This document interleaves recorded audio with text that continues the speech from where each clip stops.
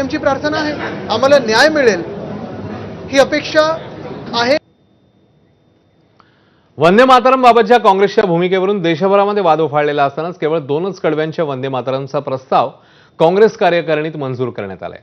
तर देशभरातील लोकसभेच्या मतदारसंघाची संख्या 543 अशी कायम ठेवा अशी मागणी काँग्रेसने लावून धरली आहे. त्यामुळे मतदारसंघ पुनर्रचना विधेयकाला काँग्रेस आपला विरोध कायम ठेवणार हे नक्की. राम मंदिर दानचोरीचा मुद्दा घेऊन जनतेत जा असा सल्ला यावेळी राहुल गांधींनी नेत्यांना दिल्याची माहिती समोर येते. हमारे नेताओं ने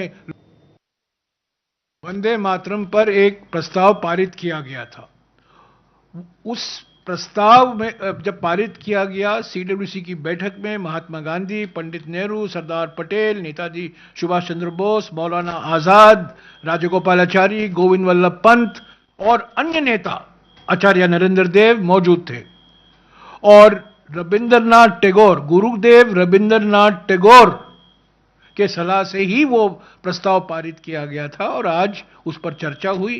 कांग्रेस अध्यक्ष ने उस प्रस्ताव के कुछ अंश भी पढ़े और इसमें कोई कंट्रोवर्सी नहीं है, कोई सवाल नहीं है. ये बार बार ये मुद्दा बनाया जा रहा है. हमारे नेताओं ने लोकसभा में भाषण दिया था, राज्यसभा में भाषण दिया था. जो मैं कह रहा हूं वही कहा गया था 16 और 17 को. थोड़ा कष्ट कीजिए, वो भाषण पढ़ लीजिएगा.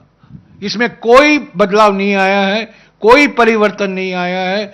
हम हमेशा से पहले से कहकर आ रहे हैं कि लोकसभा संख्या बढ़ाने के लिए कोई अर्जेंसी नहीं है, कोई जरूरत नहीं है. देश के सामने और बड़े महत्व मुद्दे हैं. लोकसभा की संख्या बढ़ाने की कोई जल्दबाजी मत कीजिए. मराठा आंदोलक मनोज जरांगेंनी 29 तारखेपासून अंतरवाली सराटीत उपोषणाला बसण्याची घोषणा केली आहे. प्रश्न निकाली निघाला नाही तर उपोषण सुरू असतानाच मुंबईला निघणार असल्याचा इशाराही जरांगेंनी दिलाय.